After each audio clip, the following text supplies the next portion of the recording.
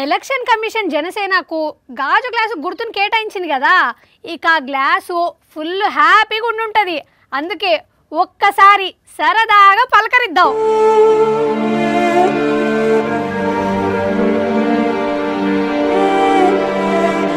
అదేందబ్బా సంతోషంగా ఉంటది అనుకున్న గ్లాసు సాడ్తో సాసర్ల కన్నీరు గారుస్తున్నట్టు గారుస్తున్నది.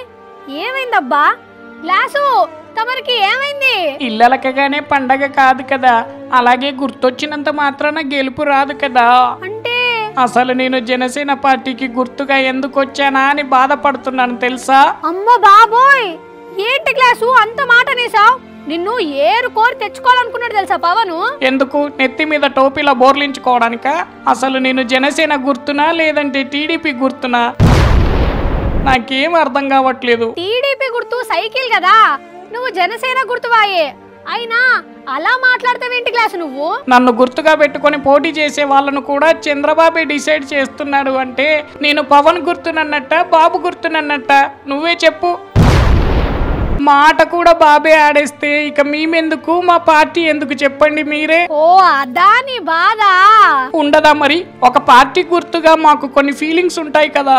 నన్ను గుర్తుగా పెట్టుకున్న వాళ్ళే గెలవాలి, నన్ను గుర్తుగా ఎంచుకున్న పార్టీ అధికారంలోకి రావాలి, నేను గుర్తుగా ఉన్న పార్టీ అభ్యర్థి సీఎం కావాలి అని. కానీ అందులో ఒక్కటైనా నెరవేరుతుందా?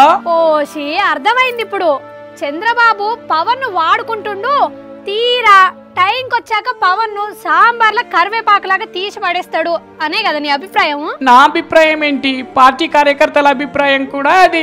అసలు చంద్రబాబును సీఎం చేయడానికి పవన్ ఎందుకు అంత ఆరాట పడుతున్నాడో నాకైతే అర్థం కావట్లేదు. ప్యాకేజీ మహిమ అంటున్నారు కదా అందరూ, బహుశా అదే అయి ఉంటదేమో. మరి అలాంటి మనిషికి నేను గుర్తుగా ఉన్నానంటే బాధపడకుండా పవన్ కళ్యాణ్ పాట పెట్టుకొని రా రా రా బంగారం అని డాన్స్ చేయాలా చెప్పు?